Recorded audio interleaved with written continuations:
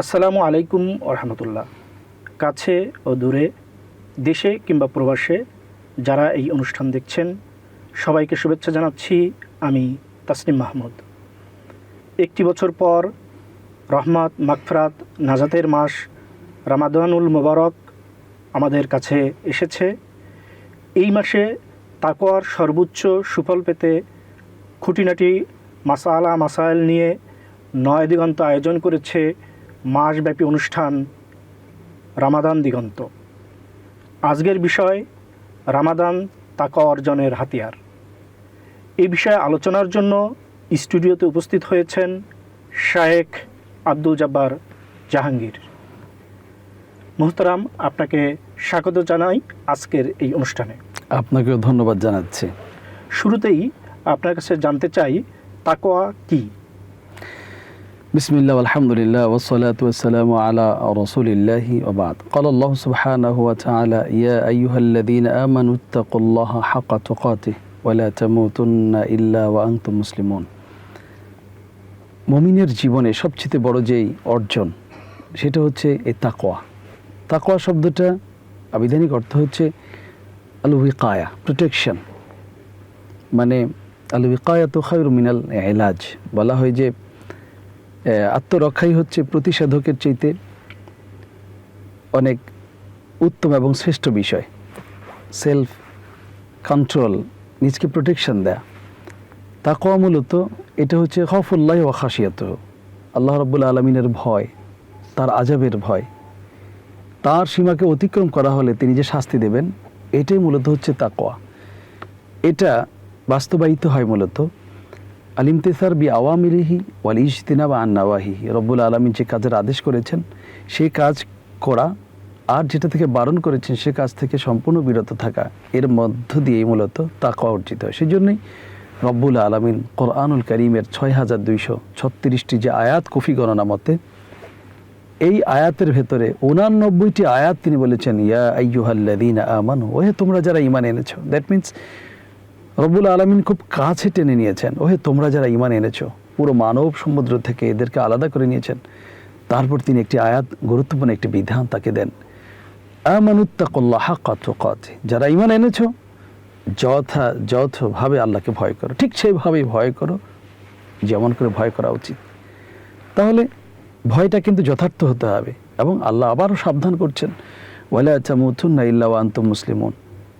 আর মুসলমান, আত্মসমর্পণকারী, সারান্ডার করা ছাড়া মৃত্যুবরণ করো না। সূরা তাগাবুন সেটি বলেছেন, ফাত্তাকুল্লাহা মাস্তাতা'তুম ওয়াসমা'উ ওয়া আতি'উ, তোমরা আল্লাহকে ভয় করো তোমাদের সামর্থ্য অনুযায়ী, as your capability, as your capacity. যতখানি তোমার সামর্থ্য রয়েছে সবটুকু দিয়ে আল্লাহকে ভয় করো। এ দুটো আয়াত কারো কারো কাছে একটু সংঘর্ষ বা একটা আরেকটার সাথে একটু ভিন্নতার কথা বলছে। আমরা বলি তানাজু, তাআরুদ, আসলেই মত পার্থক্যের কথা বলছে না। দ্বীন ইসলামের এক সূর্য সন্তান সৈয়দ আবুল আলা আল মাওদুদি রাহিমাহুল্লাহ, তিনি তার তাফসির তাফহিমুল কোরআনে এই আয়াতটাকে খুব দারুণভাবে তিনি বলেছেন। রব্বুল আলামিন তাকে জান্নাত নসিব করুক। তিনি বলেছেন যে ইয়া আইয়ুহাল্লাযীনা আমানুত্তাকুল্লাহা হাক্কা তুকাতিহি, ওই তোমরা যারা ঈমান এনেছো আল্লাহকে যথার্থভাবে ভয় করো, যেইভাবে ভয় করা উচিত। এটা হচ্ছে তাকওয়ার স্ট্যান্ডার্ড, সর্বোচ্চ দিক। আর সূরা তাগাবুনে যেটা ফাত্তাকুল্লাহা মাস্তাতা'তুম ওয়াসমা'উ ওয়া আতি'উ, তোমরা আল্লাহকে ভয় করো সামর্থ্য অনুযায়ী, এটা মূলত একজন ব্যক্তির কমন অবস্থার কথা বলছে। একটাকে আজমাত আর একটা রুখসাত। ওয়াসমা'উ ওয়া আতি'উ, আর সামর্থ্য অনুযায়ী আল্লাহর কথা শ্রবণ করো, রাসূলের কথা শ্রবণ করো এবং মান্য করো। তাহলে দেখা গেল যে আসলেই তাকওয়া মূলত হচ্ছে কি হাজিব, হাজিজ, ব্রেকার, ব্যারিয়ার। অর্থাৎ ব্যক্তি নিজের মাঝে আর রব্বুল আলামিন যা কিছু থেকে বারণ করেছেন, যা কিছু হারাম করে দিয়েছেন, যা কিছু থেকে তিনি নিষিদ্ধ করেছেন, এ দুটো বস্তুর মাঝে একটি দেয়াল দিয়ে দেয়া, একটা প্রাচীর তুলে দেয়া, একটা অন্তরাল, একটা আবরণ, যেন কোনো ব্যক্তি সে পাপের কাছেও না যায়। সেটাই কিন্তু রব্বুল আলামিন বাবা আদমকে তিনি বলেছেন, লা তাকরাবা হাযিহি শাজারা, গাছের কাছে যেও না। ওয়ালা তাকরাবুজ জিনা, কোরআনে আল্লাহ বলছেন ইমানদারদের জিনার কাছে যেও না। আল্লাহ বলছেন ওয়ালা তাকরাবু মাল আল ইয়াতীম, ইয়াতীমের মালের কাছে যাবে না। তার মানে হচ্ছে নিরাপদ দূরত্বে থাকবে। মানে আমরা বলতে পারি যে তাকওয়া অর্জনের পূর্ব শর্তই হচ্ছে যে আল্লাহ তাআলার নিষেধকে মান্য করা এবং আদেশ পালন করা, এবং দুটো আদেশ পালন বিষয়। করা। জি। যে কোনো বিষয়কে আপনি দেখবেন, এই যে আমরা যে বিদ্যুৎ সঞ্চালিত হচ্ছে আজকে, যে আমরা দর্শক শ্রোতারা আমাদের প্রোগ্রামটা উপহার পাচ্ছে, যে বৈদ্যুতিক শক্তি, তার একটা পজিটিভ একটা কি নেগেটিভ।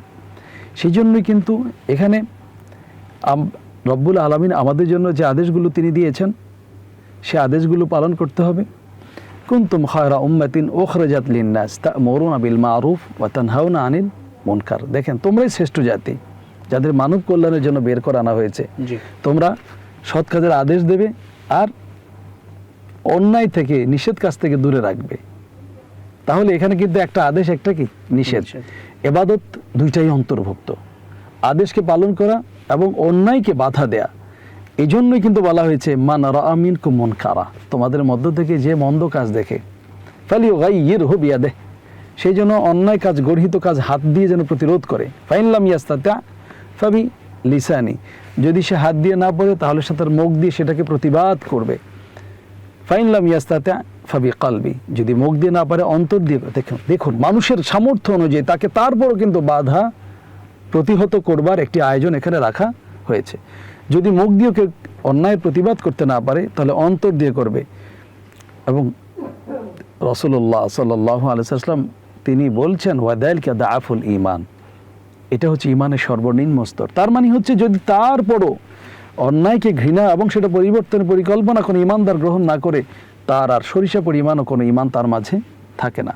এই জন্য আল্লাহর আদেশকে পালন আর তার নিষেধ থেকে বিরত থাকা, এর মধ্য দিয়ে মূলত আল্লাহর ভয় এবং তাকওয়া অর্জিত হবে। এটাই শর্ত। এটাই শর্ত। তাকওয়ার স্তর কয়টি এবং এই স্তরগুলো মানব জীবনে কিভাবে প্রভাব ফেলতে পারে? ইমাম ইবনুল কাইয়িম তিনি তাকওয়ার স্তরকে তিনি বিন্যস্ত করেছেন 3 প্রকারে। জি। খুব গুরুত্বপূর্ণ একটি বিষয়। হামিয়াতুল কলবি ওয়াল জাওয়ারিহ আনিল মুহাররামাত, একজন ব্যক্তি তার অন্তর এবং অঙ্গ প্রত্যঙ্গ এটাকে সে নিরাপদ রাখবে, দূরে রাখবে, সংরক্ষিত রাখবে রব্বুল আলামিন যা কিছু হারাম করেছেন তা থেকে। আল্লাহর হারাম থেকে অন্তর এবং অঙ্গ প্রত্যঙ্গকে রক্ষা করা। রব্বুল আলামিন যা কিছু হারাম করে দিয়েছেন ও তার কাছেও কি যাওয়া যাবে না। আলা ইন্না লিকুল্লি মালিকিন হিমা ওয়া হিমাল্লাহি মাহারিমুহু, জেনে রাখো প্রত্যেকটি রাজা বাদশার একটা সুরক্ষিত দুর্গ রয়েছে, তার সুরক্ষিত একটা এলাকা রয়েছে, আর আল্লাহর হারামই হচ্ছে তার সেই এলাকা। তার মানে হচ্ছে কেউ জিনা করলে, ঘুষ খেলে, সুদ দিলে, অন্যায় অনাচার পাপাচার করলে সেই জন্য রব্বুল আলামিনের সেই সুরক্ষিত দুর্গে প্রবেশের এক দুঃসাহস দেখায়, ফলে আল্লাহ তাকে শাস্তি দেন। অন্তর অঙ্গ প্রত্যঙ্গকে হারাম থেকে, প্রিয় ভাই, ইমাম যাহাবি তিনি আল কাবায়ের গ্রন্থে 70টি গুনাহ রেকর্ড করেছেন। আমি কি তার 10টাও জানি? কিভাবে আত্মরক্ষা করব? তাহলে আমাকে কিন্তু আসলেই এই গুনার তালিকা জানতে হবে এবং গুনাহ থেকে কিন্তু আমাকে বিরত থাকতে হবে। এই যে দেবর, রাসূলুল্লাহ সাল্লাল্লাহু আলাইহি ওয়াসাল্লাম বললেন আল হামু আল মাউত, দেবর হচ্ছে তোমার জন্য মৃত্যুতুল্য এক মৃত্যুদূত। এখন ভাবি যদি তার সাথে ছোট্ট বয়সে দেখা করেছে, এখন সে বালেগ হয়েছে, শরীয়তের বিধিবিধান পালন না করে তিনি একটি হারামে জড়িয়ে যাচ্ছেন, তিনি তার পূর্বে সে ভালোবাসাকে, স্নেহকে, মমত্ববোধ, মাতৃত্বের সে দায়িত্ব পালনকে অজুহাত হিসাবে ব্যবহার করলেন। না, এটা হবে না, এটা চলবে না। এভাবে আমাদেরকে কিন্তু প্রত্যেকটি হারামকে চিহ্নিত করে করে করে করে নিরাপদ সীমা থাকতে হবে। প্রথম স্তর। 2, হামিয়াতুল কলবি ওয়াল জাওয়ারিহ আনিল মাকরুহাত, আল্লাহ পছন্দ করেন, রাসূল অপছন্দ করেন এমন সব জিনিস থেকে অন্তর অঙ্গ প্রত্যঙ্গ সব কিছুকে দূরে রাখতে হবে। আল্লাহ পছন্দ করেন, রাসূল অপছন্দ করেন, এই জিনিসগুলো একজন মুমিন কখনো করতে পারে না। কেননা ওর মাঝে কোনো কল্যাণ নেই, ওর মাঝে কোনো ধরনের মুক্তি নেই, ওতে অনেক বড় ধরনের বিপদ এবং অশান্তি তার ভিতরে রয়েছে। সেজন্যই একজন মুমিন কখনো আল্লাহ এবং তার রাসূল অপছন্দ করবে এমন কোনো কাজ সে করতে চায় না। তৃতীয়ত, হামিয়াতুল কলবি ওয়াল জাওয়ারিহ আম্মা লা ইয়ানি, অনর্থক, নিষ্প্রয়োজন, অপ্রয়োজনীয় এইরকম কোনো কাজ অন্তর এবং অঙ্গ প্রত্যঙ্গ কখনোই যেন না জড়ায় একজন ঈমানদার, এটা থেকে খুব সাবধান থাকে। এই জন্যই কদ আফলাহাল মুমিনুন আল্লাযীনা হুম ফী সালাতিহিম খাশিউন ওয়াল্লাযীনা হুম আনিল লাগওয়ি মুআরিদুন। ঈমানদার তো তারাই, জান্নাতুল ফেরদাউসের সেই বৈশিষ্ট্য তো তাদেরই রয়েছে যারা অনর্থক কাজ থেকে বিরত থাকে। এজন্যই দ্বীন ইসলামের যে মৌলিক 4টি হাদিস যার উপরে দ্বীন ইসলাম দাঁড়িয়ে আছে, তার অন্যতম একটি হাদিস হচ্ছে দা মা ইউরিবুক। তার অন্যতম হচ্ছে মিন হুসনিল ইসলামিল মার তারকুহু মা লা ইয়ানি। একজন ব্যক্তির সুন্দর ইসলামের সেই শোভাটা তখনই ফুটে ওঠে যখন সে তার অপ্রয়োজনীয় নিষ্প্রয়োজনীয় জিনিসকে ত্যাগ করে, তথা একজন ইমানদারের অনর্থক নিষ্প্রয়োজনীয় এইসব জিনিসকে ত্যাগ করার মাধ্যমে তার ইসলামের সৌন্দর্যটা ফুটে ওঠে। আল্লাহু আকবার। আল্লাহু আকবার। এখানে দেখুন একটি কথা, জি জি, বারবার অন্তরকে বলা হচ্ছে, অন্তর এবং অঙ্গ প্রত্যঙ্গ, অন্তর এবং অঙ্গ প্রত্যঙ্গ, অন্তর এবং অঙ্গ প্রত্যঙ্গ। কেন? একজন মুমিনের অন্তরই হচ্ছে কিন্তু তার পুরো দেহের সেনাপতি। এই জন্যই রাসূলুল্লাহ সাল্লাল্লাহু আলাইহি ওয়াসাল্লাম তিনি বলেছেন, আল্লাহুম্মা মুসাররিফাল কুলুব, ওহে অন্তরের পরিবর্তনকারী, সররিফ কুলুবানা আলা তাআতিক, আমার অন্তরকে তোমার আনুগত্যের দিকে তুমি ঘুরিয়ে দাও। আল্লাহু আকবার। এই জন্য আল্লাহ বলেছেন, ইল্লা মান আতাল্লাহ বিকলবিন সালিম, যে নিষ্কলুষ খাঁটি পিওর আত্মা নিয়ে আল্লাহর কাছে ফিরে যেতে পারে সেই কিন্তু সফল। অতএব এই অন্তরটাকে আমাদের আলা বিযিকরিল্লাহি তাতমাইন্নুল কুলুব, জেনে রাখো আল্লাহর স্মরণে কেবল অন্তর বিগলিত হয়, দেহের খাদ্য আত্মার খাদ্য এক নয়, এটা আমাদের ভাবতে হবে। রাইট। আপনার কাছে আমার সর্বশেষ জানার, রমাদানকে তাকওয়া অর্জনের হাতিয়ার বলা হয় কেন? রমাদানকে তাকওয়া অর্জনের হাতিয়ার বলা হয়, বড় দারুণ প্রশ্ন করেছেন। সহিহ বুখারী এবং মুসলিমে খুব দারুণ করে রাসূলুল্লাহ সাল্লাল্লাহু আলাইহি ওয়াসাল্লাম এই রমাদানের সৌন্দর্যকে তিনি ফুটিয়ে তুলেছেন, এর মাহাত্ম্য, এর বিশেষত্ব, এর বৈশিষ্ট্য। ইযা দাখালা রমাদান, তিনি বলছেন যখন রমাদান মাস আসে, ফুতিহাত আবওয়াবুল জান্নাহ, জান্নাতের দরজাগুলোকে রব্বুল আলামিন খুলে দেন। আল্লাহু আকবার। আল্লাহু আকবার। ওয়া গুলিকাত আবওয়াবুন নিরান, জাহান্নামের দরজাগুলোকে বন্ধ করে দেন। ওয়া সুফিদাত আশ-শায়াতিন, শয়তানকে শৃঙ্খলা আবদ্ধ করে দেন। খেয়াল করুন, বড় মমত্ব দিয়ে রব্বুল আলামিন বান্দাকে ইবাদত করবার জন্য সুন্দর এক আয়োজন তিনি করেছেন। জান্নাতের সেই দরজাগুলো খোলা তথা ভালো কাজগুলো, সুন্দর আয়োজনগুলো, জাহান্নামের দরজা তথা পাপগুলো, এমনকি মানবের দানবের সবচেয়ে বড় যে দুশমন শয়তান, আল্লাযী ইউওয়াসওয়িসু ফি সুদুরিন নাস হাত্তা ইয়াজরি মাজরাদ দাম, রক্ত কণিকায় যে চলে, বান্দাকে যে ধোঁকা দেয়, বিপদগ্রস্ত করে এবং মানুষের জীবনকে জাহান্নামের দিকে ঠেলে নিয়ে যায়, আল্লাহ তাকে শৃঙ্খলা আবদ্ধ করেন। অনেক বড় ব্যাপার, বড় ব্যাপার। এই জন্যই ফামান শাহিদা মিনকুম আশ-শাহরা ফালিয়াসুম, শোনো এই মাসে যে উপস্থিত হবে সে যেন সিয়াম পালন করে, কেননা লাআল্লাকুম তাত্তাকুন, তার এই মৌসুমে কেবল আল্লাহকে ভয় করবার এবং আল্লাহর জান্নাতের খুব কাছে যাবার এবং জাহান্নাম থেকে দূরে থাকবার এক মহা আয়োজন। কিন্তু একটা প্রশ্ন রয়েছে এখানে। জি, আপনি বলবেন যে কোরআনের এবং এই হাদিসের এই সার কথা দিয়ে আমরা বুঝতে পারলাম যে রমাদান আসলে পরে এই শয়তানকে বেঁধে রাখা হয়, কোনো কোনো বর্ণনা আসছে বড় বড় শয়তানগুলোকে শৃঙ্খলা আবদ্ধ করা হয়। তাহলে মানুষ কেন পাপ করে? মানুষ কেন এত বেশি কোনো কোনো ব্যক্তির জীবনে রমাদান কোনো প্রভাবই ফেলতে চায় না? রাইট। কেন?